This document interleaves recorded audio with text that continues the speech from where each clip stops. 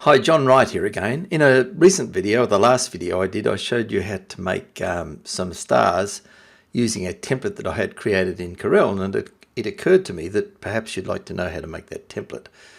So I'll just delete everything here, select it and delete it, and we'll go straight over to CorelDRAW. Okay, so the first thing would be to choose the ellipse tool.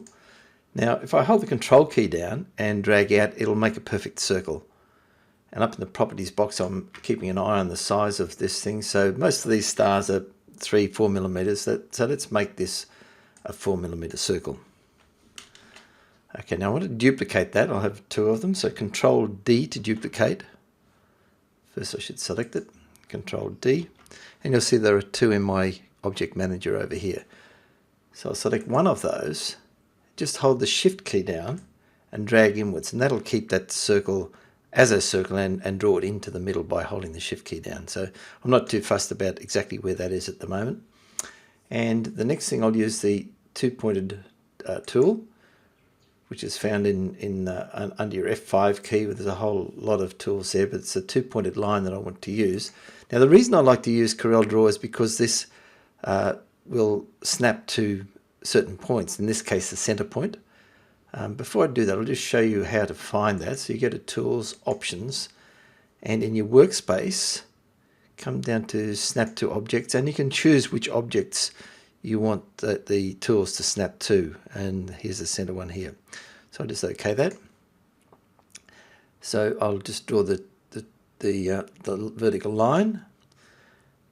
And now I want to rotate. Oh, it's a 5-pointed star that I want to create. So remember, there's some outside points and some intermediate points. So I want to create 10 equally spaced lines around this shape. So I'll just open my calculator to show you how I would do that. So there's 360 degrees in the circle.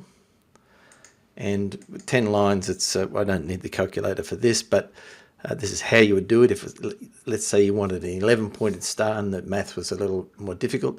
So I'm going to divide that by 10. And so I need a 36-degree angle.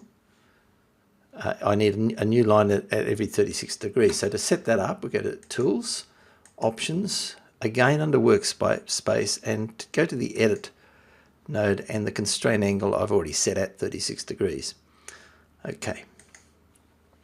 So now with the pick tool, pick my line again, and you may need to second click to bring up the rotation point, and it will snap to the end node. Now left click and hold down.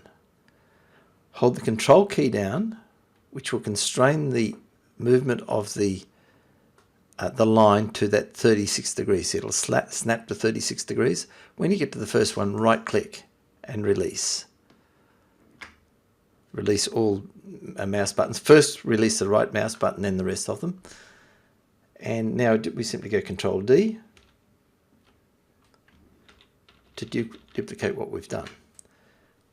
Now I'll go back straight into Wilcom, and the lines are a little thick there. I'll just select them all and come to my outline properties and make the vector line style a solid line and no width. Now I've got two objects here with fill in them, so they're the first two. So I'll select that and say I don't want any fill in them. And the second one, no fill. And there's our template that we can use to create the stars. Now if you want sharper stars or pointier stars, grab the center circle and hold the Shift key and just drag it in. So to create the star shape now, it's left click. Whoop. I had that. What happened then is I had that object selected and hit the running stitch tool, and it converted that circle into stitches. So just Control Z to undo that. Make sure nothing is selected.